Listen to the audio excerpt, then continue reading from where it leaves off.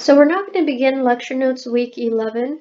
And if you take a look at the introduction, if you remember from the trigonometric equations that we were graphing, we used the fact that if sine was if sine was odd, then having a negative inside of the argument meant that we could bring the negative outside and multiply it with the function. Whereas if you had an even function like cosine, then f of negative x is the same as f of x. So these equations are actually called identities. They are examples of identities because that is something that is true regardless of what value you replace for x. So it's true for every x, and when that is the case, you have an identity. And so those are just two of several other identities that exist for trigonometry. If you take a look at Canvas under the module for this week, you'll find a sheet that is called Formulas and Identities. And this contains several other equations that are true for any variable that you decide to plug in. So again, when you have that situation, then you have an identity. So we're going to be considering these to solve all of the problems in the lecture notes for the next couple of weeks. Okay. So let's start by looking at this first type of problem, which is finding the exact trig values of angles that are not on the unit circle.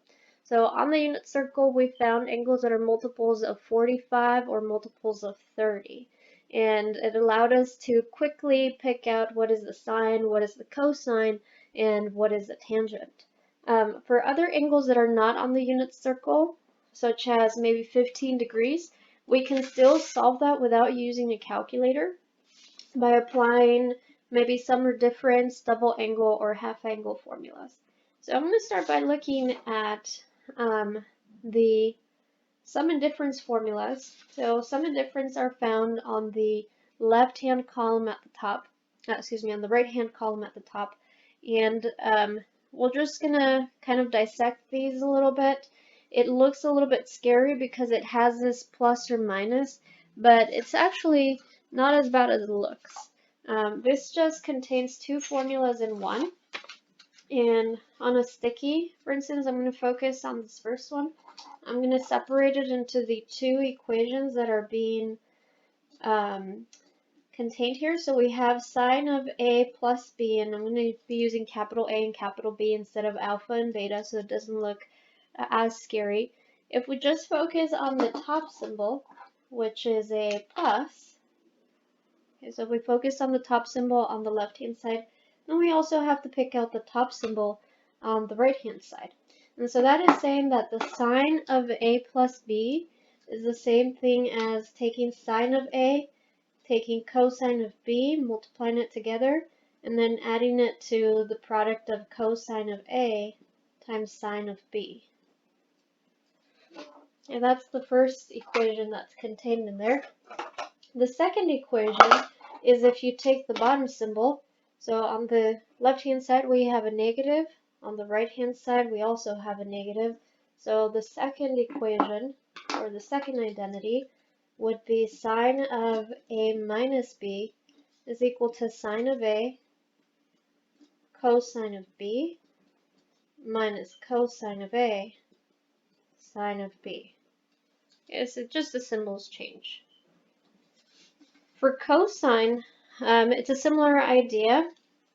If I take just the top symbol, we would have cosine of A plus B is equal to cosine of A cosine of B minus sine of A sine of B.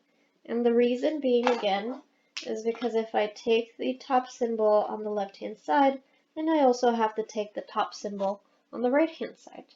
Okay, so if on top we have plus, then over here at the top we have minus, and this is the equation that we get. If we now consider the bottom symbol, then that means that we'll have an equation that reads, or an identity that reads cosine of A minus B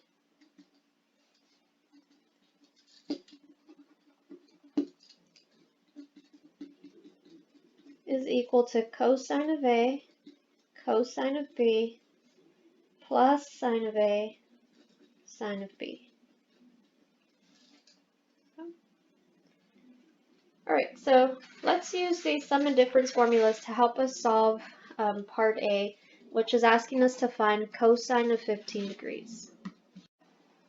Now to solve this type of problem, what we do is we take the angle and we try to write it as either a sum or a difference of two angles that are on the unit circle.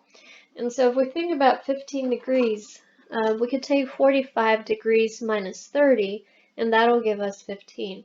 So I'm going to rewrite this as cosine of 15 degrees is equal to cosine of 45 degrees minus 30 degrees. Now the reason why we would want to do that is because now I can use one of my sum and difference formulas, specifically this last one that we dissected, because it falls in line with the form, right? We have the difference of two angles. The A in our case is 45 and the B is 30 degrees.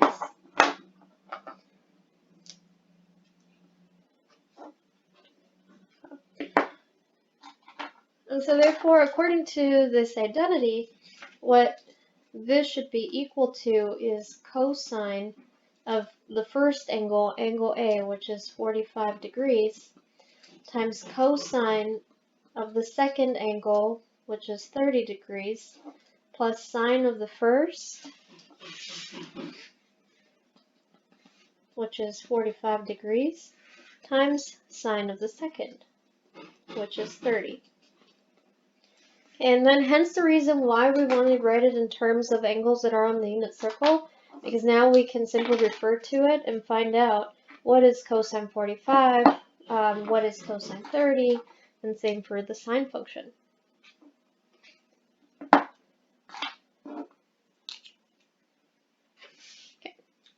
Alright, so here is my unit circle. I have it handy from a set of lecture notes that we've considered in the past, lecture notes week 3. And if I take a look at 30 degrees, cosine of 30 is radical 3 over 2. Actually, yeah, so this is going to be radical 3 over 2. If I take a look at cosine 45, that's going to be a radical 2 over 2. And then we have plus sine of 45 is also radical 2 over 2. And sine of 30 is going to be 1/2. Okay, so if we take this product here, we're going to end up with the square root of 2 times square root of 3, which is a square root of 6, over 2 times 2, which is 4, plus a square root of 2 over 4, because square root of 2 times 1 will give us still square root of 4. So altogether, the most we can do is combine the numerators into one fraction as square root of 6 plus square root of 2 all over 4.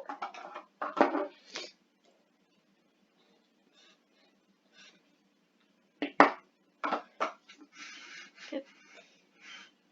If we repeat the idea of with sine of 75 degrees, we're trying to write it as a sum of two angles that are on the unit circle.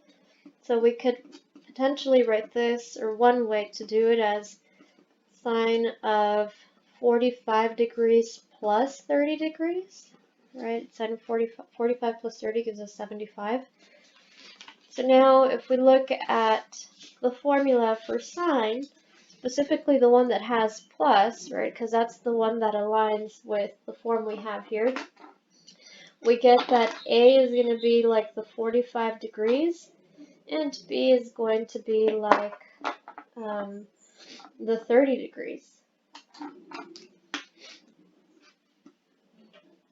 Okay, so now if we apply the formula, we're going to get sine of 45 degrees times cosine of 30 degrees, because it's sine of the first angle times cosine of the second. And then we have plus cosine of the first angle, so that'll be 45. times sine of the second. So times sine of 30 degrees. And so again, if we look at the unit circle, we'll find that the sine of 45 is radical 2 over 2. Cosine of 30 will be radical 3 over 2. Cosine of 45 is going to be radical 2 over 2. And sine of 30 will be 1/2. So in the end, we're going to have a square root of 2 times the square root of 3, which is a square root of 6, over a 2 times a 2, that's a 4. And then this is a square root of 2 times 1 over a 2 times 2, which is 4. So we end up getting the same answer, which maybe might seem a little suspicious to us. We can always double check on the calculator. So let's go ahead and do that. So if we look at the calculator, I'll make sure that I change to degree mode. Sine of 75 degrees is equal to 0.9659. And if I take a look at what is cosine of 15 degrees, we get exactly the same thing. So it must mean that these two fractions have to equal to this decimal answer. And we can double check. So let's take the square root of 6 plus the square root of 2 divided by 4. Make sure that you group the numerator together, otherwise you're just going to divide the radical 2 by 4. So grouping the numerator together gives us this decimal, which agrees with the cosine and sine. Okay, so that looks good. So for part C, we have cosine of 5 pi over 12, which means that we're switching now to radians, and there are two methods that you can take in order to approach this problem. The first one is you can change the radians to degrees by multiplying 180 over pi into this 5 pi over 12. And then from there, trying to find two angles that add up to the degree answer, or that subtract to the degree answer. The other option is to find what two angles in radians add up to 5 pi over 12, or have a difference of 5 pi over 12. I like to do it at sum to 5 pi over 12, because what I do, and this is more of a trial and error approach, what I do is I break up the 5 pi over 12 into the sum of maybe pi over 12 plus 4 pi over 12, right? And then I check if these two reduce to any answer, any angle that is on the unit circle. So if pi over 12 doesn't reduce, 4 pi over 12 reduces to a pi over 3. This is on the unit circle, but pi over 12 is not. So because there's at least one angle that is not on the unit circle, we kind of discard this possibility. The next possibility we can take a look at is now having the sum of 2 pi over 12 plus 3 pi over 12. Now if we write it this way, the 2 pi over 12 reduces down to a pi over 6, and the 3 pi over 12 reduces down to a pi over 4. Now both of these are on the unit circle, so because both angles are, we use that possibility. So coming back here, it means I'm going to write that cosine of 5 pi over 12 is the same as taking cosine of pi over 6 plus pi over 4. And now we'll go back to our formulas and identities. The formula that best fits the form we have here is this cosine of a plus b, where a is the pi over 6 and b is the pi over 4. Okay. So with that in mind, the identity reads that should be equal to cosine of the first angle, so that'll be cosine of pi over 6, times cosine of the second angle, so that'll be a pi over 4, minus sine of the first angle, so minus sine of pi over 6, times sine of the second angle. So that'll be times sine of pi over 4. Okay, again, let's go to the unit circle. Here is pi over 6. Cosine of pi over 6 will be a radical 3 over 2. Pi over 4 is here. Cosine of pi over 4 is a radical 2 over 2. Okay. Pi over 6 is here again, and sine of pi over 6 is 1/2. And finally, sine of pi over 4 is here, and sine of pi over 4 is radical 2 over 2. Okay, so what do we get? Radical 3 times radical 2 is a radical 6 over 2 times 2, that's 4, minus 1 times radical 2 is radical 2, over 2 times 2 is 4. So the final answer is square root of 6 minus square root of 2 all over a 4.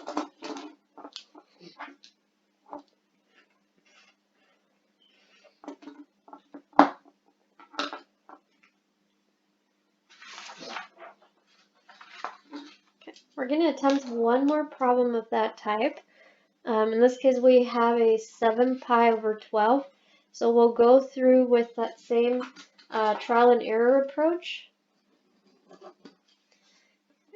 So we'll first start maybe with pi over 12 plus 6 pi over 12, because together they add up to 7 pi over 12. But the issue with that is that the first fraction, the pi over 12, is not going to reduce down to anything useful, nothing on the unit circle. Alright, so this one doesn't work because the first fraction is not, the first fraction fails. The next one to try is maybe a 2 pi over 12 plus a 5 pi over 12. Now in this case, the 2 pi over 12 reduces down to a pi over 6, which is on the unit circle, but the 5 pi over 12 does not reduce, and that is not on the unit circle. So that means we don't use this option. And the next one we can try is a 3 pi over 12 plus a 4 pi over 12, and 3 pi over 12 will reduce down to a pi over 4. That is on the unit circle.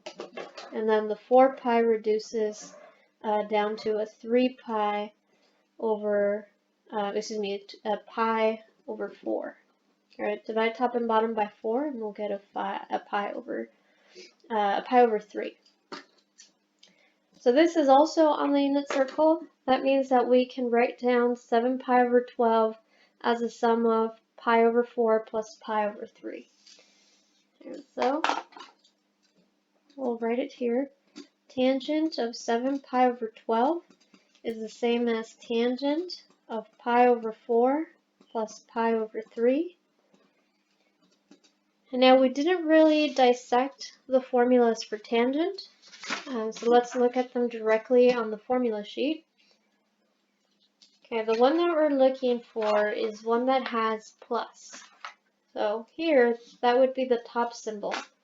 And so picking the top symbol on the left-hand side means picking the top symbol everywhere on the right-hand side. Okay, so let's write it here on our sticky note.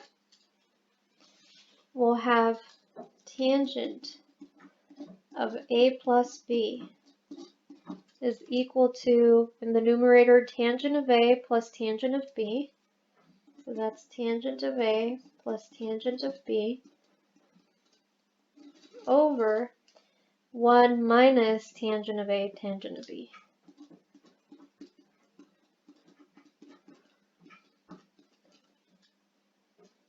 Okay, and so now that we have the formula, we can come to this problem and start replacing in some values. So tangent of a, that's pi over 4 plus b, which is pi over 3, will be tangent of the first angle.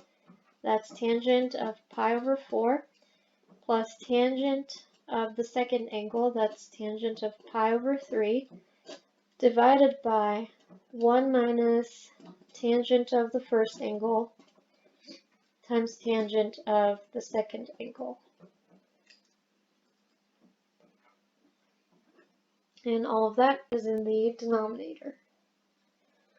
So we can refer to our unit circle, and in the unit circle, what we have to keep in mind is that we have explicitly sine and cosine. Cosine is the x-coordinate, sine is the y-coordinate, but we can always find what tangent is by remembering that tangent is y over x, or in other words, sine over cosine. You can also find that same formula that I just mentioned on the formulas and identity sheet at the very top. Okay, tangent of angle theta is going to be sine of angle theta divided by cosine of angle theta. Okay, so here, what we're going to do is take the, look at pi over 4. So here's pi over 4. Take sine of pi over 4, which is going to be radical 2 over 2, and divided by cosine of pi over 4, which is also radical 2 over 2. So this is going to be just 1. We'll have a 1 plus. Now tangent pi over 3, here's pi over 3. We'll have y over x again, or sine over cosine. So that'll be a square root of 3 over 2 divided by a 1/2. That's the same thing as having a square root of 3 over 2 times a 2 over 1. So we're just going to get a radical 3. Okay, and then in the bottom we'll have 1 minus tangent of pi over 4, which we said was 1, times tangent of pi over 3, which we said is radical 3. Okay, so in the end, well, not completely the end, because we have 1 plus square root of 3 over 1 minus radical 3. And if you recall, we don't like to leave radicals in the denominator for any problem. So to rationalize 1 plus radical 3 over 1 minus radical 3, we go through the following steps. We actually multiply by the conjugate of the denominator. And the conjugate simply means we have the same two terms but the opposite sign in between them. So we're going to be multiplied by 1 plus radical 3 at top and bottom. And then if we distribute, 1 times 1 will give us this 1. Then 1 times radical 3 will be a radical 3. Radical 3 times 1 will also give us radical 3, so that's a total of 2 radical 3's. And then radical 3 times radical 3 will give us just 3. In the denominator, 1 times 1 will give us 1. 1 times a radical 3 will give us a positive radical 3. Then negative radical 3 times 1 will give us the negative radical 3. Negative radical 3 times radical 3 will give us a negative radical 3 squared, which is just 3, so minus 3. If we combine the like terms in the denominator, well, the plus radical 3 and negative radical 3 are going to cancel out, leaving us a 1 minus radical 3, so that's this here. And then in the numerator, if we take the 1 plus 3, it'll give us a 4 plus 2 radical 3. In the denominator, the 1 minus 3 will give us negative 2. If we then take those two terms and split them up, we'll get a 4 over negative 2 plus 2 radical 3 over negative 2. And then the 4 over negative 2 will reduce down to a negative 2. And the 2 over negative 2 will simply reduce down to a negative 1, radical 3. So negative 2 minus radical 3 would be our final answer for part D. We're now going to take a look at a different type of problem in which we have more than one term and we have a product of potentially two trigonometric trigonometric terms, or maybe even squares, as in the case of G and H. So for this one, we have cosine of 87 degrees times cosine of 93 minus sine 87 sine of 93. So if we look again at the sum and difference formulas that we were considering earlier, it looks like this form might match one of the right-hand side part of an identity. In particular, if you take a look at the cosine of a plus b, that's cosine of the first angle times cosine of the second minus sine of the first times sine of the second. And that's precisely what we have. Or we have the product of two cosines of different angles minus the product of two sines of different angles. So this is actually going to be equal to cosine of the first angle, which is 87 degrees, plus the second angle, which is 93. And so 87 degrees plus 93 degrees is going to give us 180. And that means that we have a final answer of -1. And if this seems a little bit suspicious that we might have something as complicated looking as cosine 87 times cosine 93, minus all this other stuff be just 1, we can always verify on the calculator. On the calculator, let me just make sure we're in degree. Yep. If you take cosine of 87 degrees times cosine of 93 degrees minus sine of 87 degrees times sine of 93, we get -1, which is precisely the answer that we got from the law of cosines, the sum of cosines. Okay, similarly for part F, we have sine times cosine of two different angles minus cosine times sine of the same two angles. So if we consider which one best matches that form, we have sine of A times cosine B minus cosine A sine B, which fits perfectly with this. And that is equal to sine of the difference of the angle, sine of A minus B. So this is actually going to be sine of angle A, which is 40 degrees, minus angle B, which is 160. And so that's going to give us sine of -120. Now, if you recall, sine is an odd function, which means that when we have a negative inside of the argument, we can bring it out. So we get negative sine of 120. And now if we use the unit circle to help us find what is sine of 120,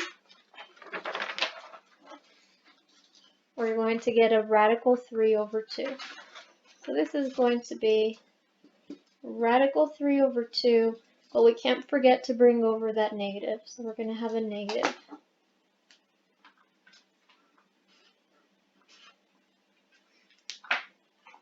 Okay. The next problem reads sine of 15 degrees times cosine of 15 degrees. Now that doesn't look like any of these equations because all of these equations have two terms, right? They have the product of two trig plus or minus the product of two other trig functions. So it's not really any of these formulas, which means that we have to refer back to our cheat sheet and see if there's anything that might fit better. Yeah.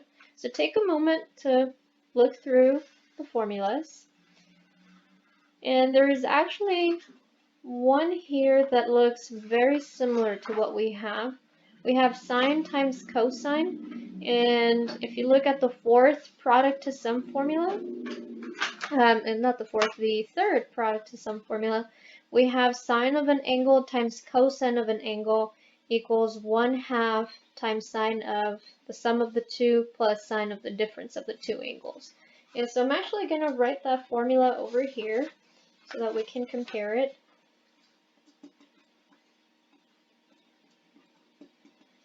And we have sine of A times cosine of B is equal to 1/2 sine of A plus B plus sine of A minus B.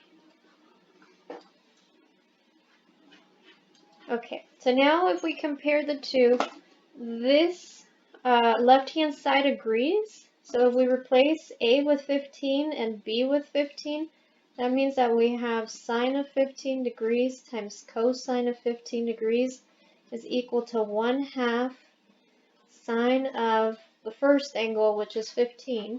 And I'll just go ahead and color code these.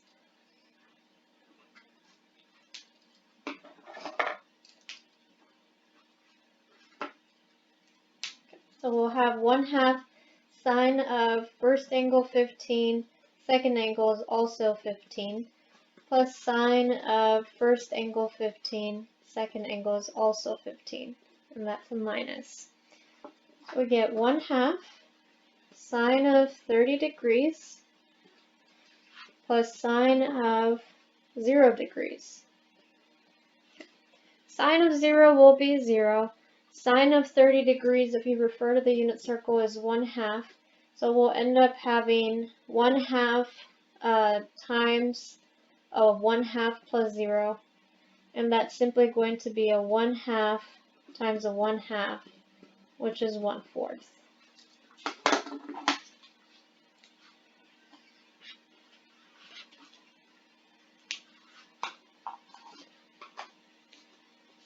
Okay, next problem. This one is even more interesting because now we do have a difference of two terms, but there's a square involved. So product to sum is not going to be enough because product to sum is just product of two factors. And sum and difference is not going to be enough because we don't have a square anywhere. So the formulas that have a square are the half angle formulas. We also see Pythagorean identities having some squares in them. And we also have squares in the double angle formulas. The form that we have is cosine squared, cosine of one angle 15 minus sine squared of the same angle 15. And the one that best fits that form is this double angle formula for cosine. Okay. So cosine of 2 theta has 3 different applicable formulas. This is the first one, here's the second, and here's the third. But the one that we're going to focus on is the cosine squared minus sine squared. So let me write this down, the formula. We have cosine of 2 theta is equal to cosine squared theta minus sine squared theta. And I'll just write here, this is a double angle formula. I didn't write it for this one, but I'll write it now. This was a product to sum.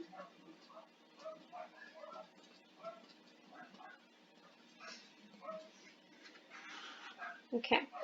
And now, because these two match, I'm simply going to write this as cosine squared of 15 degrees minus sine squared of 15 degrees.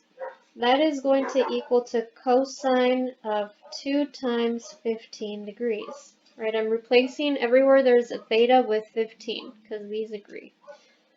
Okay, then that'll give me a cosine of 30 degrees. And cosine of 30 degrees, if you take a look at the unit circle, that is going to be a square root of 3 over 2.